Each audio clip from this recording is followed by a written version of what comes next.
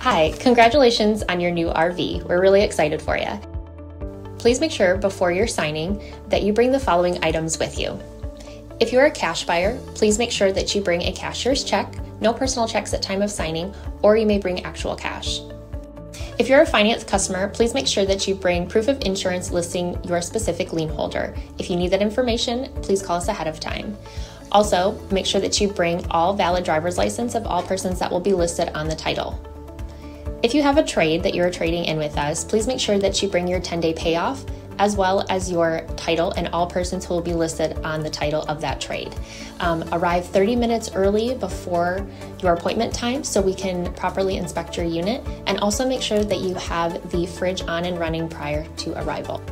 If you have any questions, please feel free to give us a call at 810-686-0710. Thanks so much. Have a great day.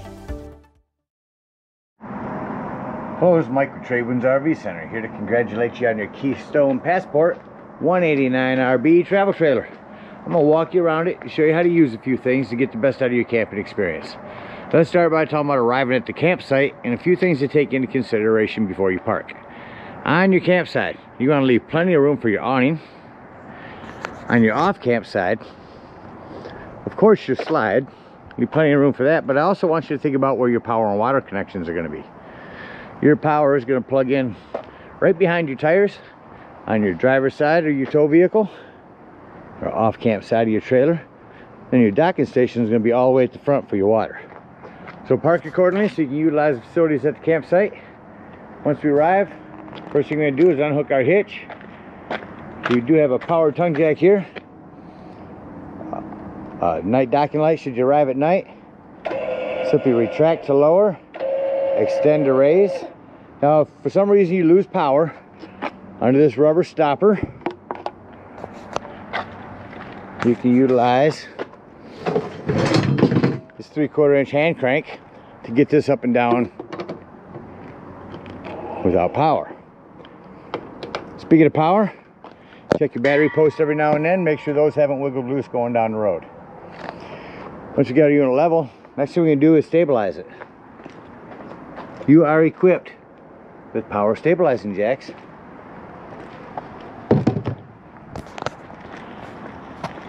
Which we will run down from our off camp side up top here in our docking station. Just gonna hit extend. As I hit extend, I'm gonna recommend stabilizing jack pads. Jack pads are gonna protect the feet of your stabilizing jacks from dirt and debris, keep them from sinking into the hot blacktop. Run these down just until they're taut. Once it feels like it's going to start to lift the unit, stop. Same thing on the rear. Hit extend. You can keep an eye on them from up underneath here, or have someone watching them. But remember, our unit's already level, so we don't want to change that. All we're doing is bringing these down just until they're taut. Don't lift the unit at all. Bam, my unit's stable. Got all 4 of them down. Once we're level and stable, we can hook up our power and water. Power cord. 30 amp service plugs in here on the rear. At the end of that 30, you'll have a 30 to 15 amp reducer in case you ever need to plug into a 110 that comes with your convenience pack. I'll show you how these go on. Actually, we'll go in at about 11 o'clock here, then turn to your right, then put your gray washer on. Again, you utilize the adapter if you need to plug into a 110. Got your power hooked up, let's hook up your water. And here's the aforementioned adapter, bring it from 30 down to 15 amp. In our docking station at campsites, we're going to plug into city water connection. First and foremost, your water pressure regulator. This water pressure regulator is going to reduce the water pressure to 40 to 50 psi, protecting the lines in your unit. You don't know what the water pressure is at different campsites, so always utilize water pressure regulator. Protect the lines. Hook that up there. Hook up your hose. Don't turn that hose on yet. We got one more step. Hot water heater. And all we're doing at this point, folks, make sure our drain plug's back in there. It is. Got that cap on there. Throw some plumber's tape around that, not putty. Putty will gum up on you. So get that in there nice and snug. Once that's on there tight, you can go ahead and turn that hose on. After the hose has been on for a few minutes, go inside and open up this slide. You need to get in there and open up your water taps. Get all of your water lines opened up. Get a nice steady flow of water going through them. Get all the air out of the lines.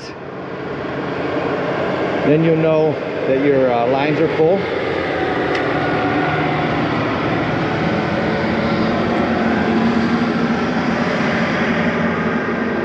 You can come outside here, pull up on your pressure release valve on your hot water heater.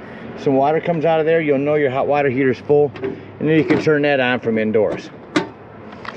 Now let's say we're going to go camping and we're not going to use city water, we're going to go boondocking or dry camping. In that case, we're simply going to fill up our fresh water tank. No need for a water pressure regulator here, we're going to gravity fill this with a hose. Two ways to tell when it's full. One, there's an overflow valve right here. Or two, on the inside where you check the levels of your tanks, there's a black and gray button. There's also a freshwater button. Keep an eye on that when you're filling it. Once it's full, put your cap back on. Now whenever you want to utilize that water, you'll turn on your water pump. Do not turn on your water pump when you hook to city water. That's already pressurized. Alright, we're all set up to camp with power and water. Let me walk you around the rest of the unit. Continuing here in the docking station. Up tops here is where we'll plug in our cable or satellite. Again, our stabilizing jacks. An outdoor shower. Down below that, fresh water, city water.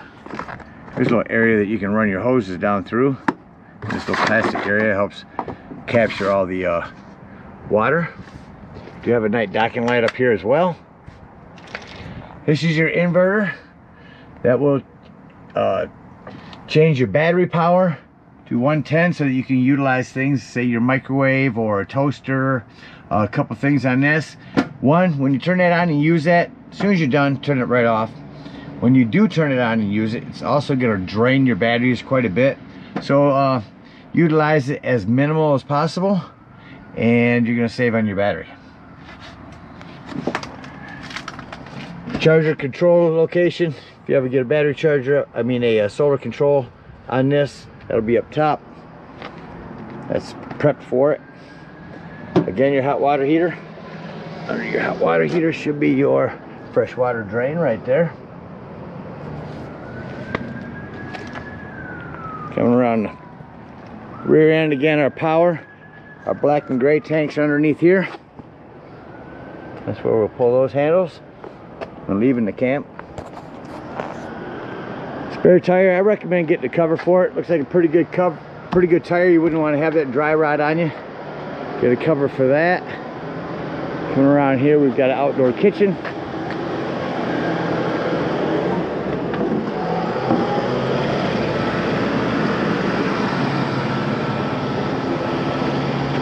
Pull that all the way out and pull this out to the side. And there's your griddle with your quick connect already inside. Pull that down and connect that right up underneath that corner. Tuck that, we'll tuck that all away. Do you have a fridge out here? Some manuals on that there. Got a couple outdoor speakers. There's a vent for your microwave. Access panel to the back of your fridge. This is a spray port for this side of the unit. Black tank flush. We'll utilize that when dumping our black and gray tanks. Flue for your furnace. Two things on that. One, make sure it's never blocked. And two, if you are running it, steer clear. That does get hot. Set a TV out here. There's your cable and 110 hookup for that. Your lighting and your lights. Your power stabilizing jacks do have a manual override. You can get these up and down should you lose power there as well. I'll show you quickly how those work. One of these sides you'll see a slotted area. This will fit in here right onto them slots, and then right one-handed here, but then you can bring these up and down should you lose power.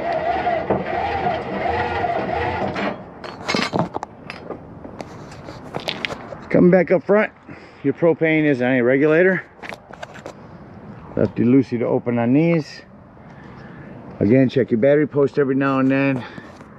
If your battery disconnect, that'll disconnect all the battery power to the unit. That'll come in important later when we talk about your carbon monoxide and propane detector. That about covers everything out here.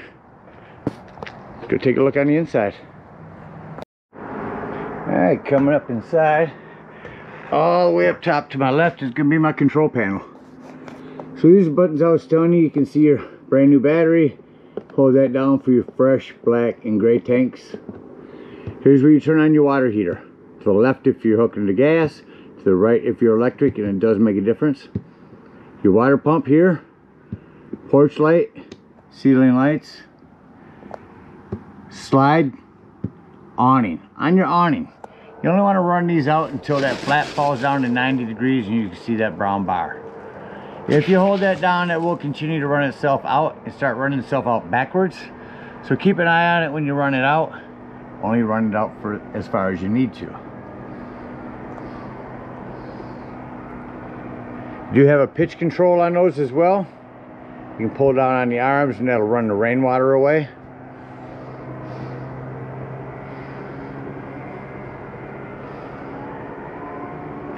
Porch light is actually our awning light here.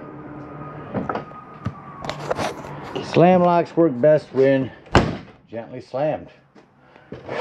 You have a cover for that. Open your screen door by pulling back on that. Fire extinguisher. Make sure that you and everyone that's camped with you knows the fire extinguisher is located by the entry door. And our sound system.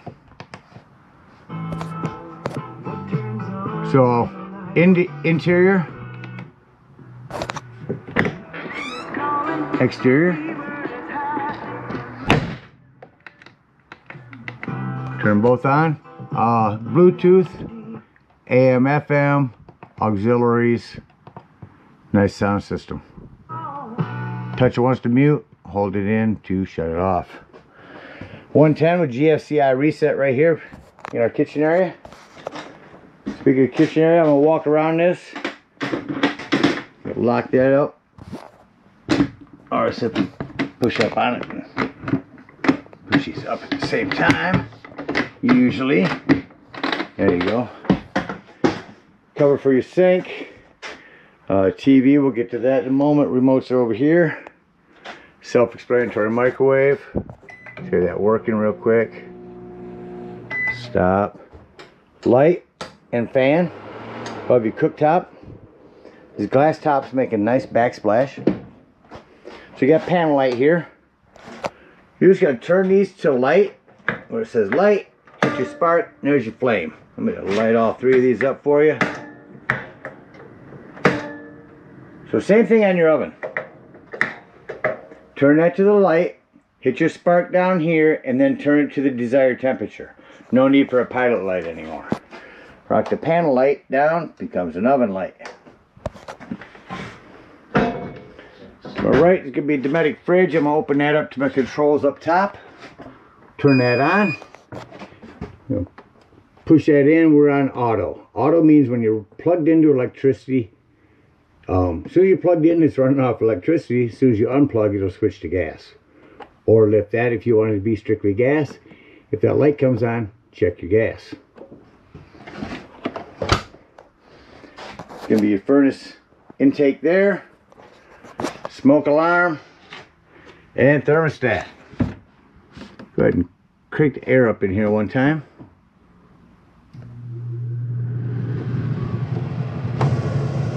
Quick dump on that. Nice AC system. Shut that off. Let's go to heat. Crank the furnace up. Have that running. Now generally most furnaces, when you shut the furnace off, most furnaces take a couple of minutes for the fan to cycle through before it shuts off. So you hear that running for a couple of minutes. Below that is going to be your breaker box and fuses. ton of 15s in there, a 10, a couple 40s. Highly recommend having some of those with you when you go camping. Looks like previous customer marked them out pretty good for you too. Got another 110er, 110 over here, a couple of charging ports, and your 12 volt carbon monoxide propane detector. The reason I mention that's 12 volt, always running off your battery. So if you are out dry camping, boondocking somewhere, nothing plugged in charging your battery, use that battery disconnect up front if you're going to be gone for the entire day to keep this running your battery down. Sofa here, show you quickly how to set this table up. It's got a leg with this slot. It's shaped exactly as this is. There's only one way for it to go in there. Once that's in, pull your leg out. Put that top on there. Pull your top out. And just like quickly, you've got your table. Remove it. Lift this up. You do have a strap over here on the side that will hold both of these in for travel.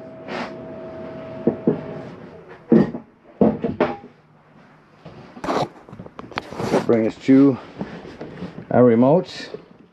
And our Insignia one, turn our TV on. While this is coming on, so the accent light here. So when you arrive at campsites, go into your menu, go over to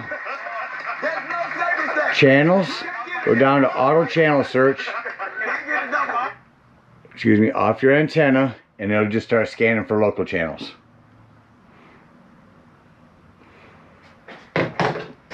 Behind here, this is all on a swivel. So you can point it toward your bed or other sofa. Just wanted to show you up top here. That's where your cable plugs in your 110. If you put a DVD player on it, there's a hookup for that. You also have a strap to hold all this in for travel. We'll put that on there.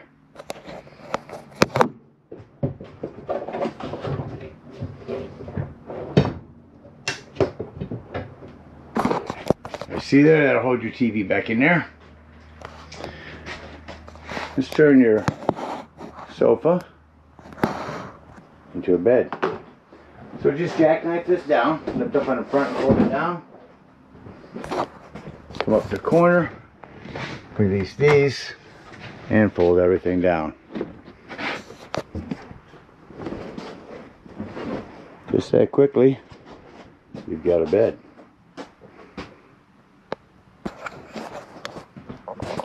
Back up to fold my blanket in a little bit just so it's not sticking out the top.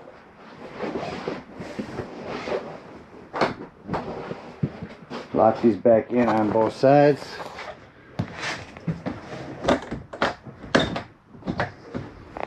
Lift up the front of your sofa, pull it back towards you. Jackknife down like that. You have some more storage under there, a privacy curtain. And let's head back into our bathroom. A couple things in here. You have a hand crank open power exhaust vent, lighting, access panel to your plumbing, keep an eye on that, and our shower.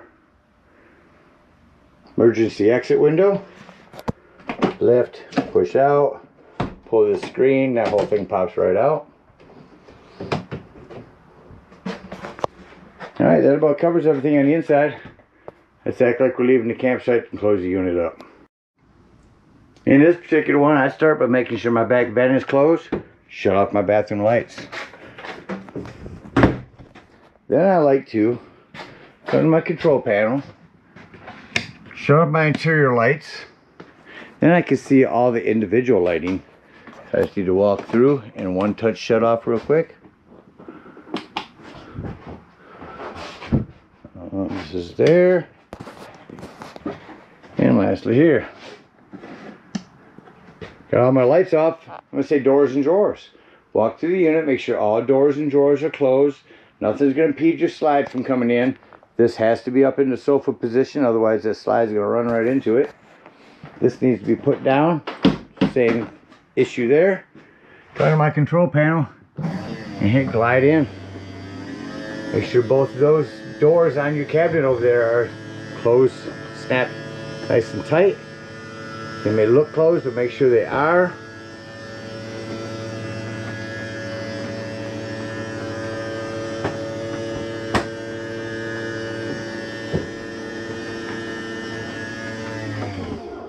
Gotta slide in, exit the unit. Before you leave the dump station, make sure you lock and deadbolt your exterior door. I say that in case you want to go inside and check the levels of your tank as you're dumping. Hold your steps in. If we are out boondocking, gonna get up underneath here and open up that low point drain. Then we are going to hit retract, bring up our stabilizing jacks, hook up our hitch and head to the closest dump station or home, whichever you're heading to. If we are at a campsite, we will unhook our power, our water, our cable, bring up all these stabilizing jacks, hook up your hitch, and head on up to the dump station. At the dump station, park accordingly. Your dump is going to be right behind your tires on your off-camp side or driver's side of your tow vehicle. Once you arrive, you got a 10-foot hose, comes with your convenience pack. Take off your dust cover, hook that up. And the first handle we're going to pull is one on your right. That's your black handle. That's your sewage. Once it sounds like that is no longer draining, go inside. Check your black tank. If it's empty, come back outside, grab the hose at the dump station. Leave that black handle open. Hook that hose up over here to this tank flush and let that run for a good 5 minutes. That's going to wash all that nastiness out of your black tank. When that's done, or after about 5 minutes, remove that hose. Make sure all that black tank wash that you've just put in there has drained. Check your levels inside. Then close your black handle and pull your gray handle. Now that would be cleaner waters, your sinks and your showers. While my grays are draining, I have to come around my campsite here, get up underneath there, and dump my low point drains. Right underneath by your steps are. Open them up, get all the water out of those. If we're done camping for the season, after them low point drains are done, and we want to get rid of the hot water out of our hot water heater, you start by lifting up on this pressure release valve. That's going to dump some water out of there, so step back. When that's done, put that back down, and then you can pull this drain plug down here. With most of your water drained, there won't be much left in there, but that'll keep that from getting stagnant on you. When your grays are done, get up underneath there, close that gray, take your sewage hose, and conveniently and sanitarily come to the front of your unit and store it right inside here. I did not mention, but will mention that you are prepped for solar. You can plug in a solar panel right there and that'll trickle charge your batteries. That about covers everything. Again, we thank you guys so much for your purchase. Hope you enjoy this Passport for many years to come. Happy camping.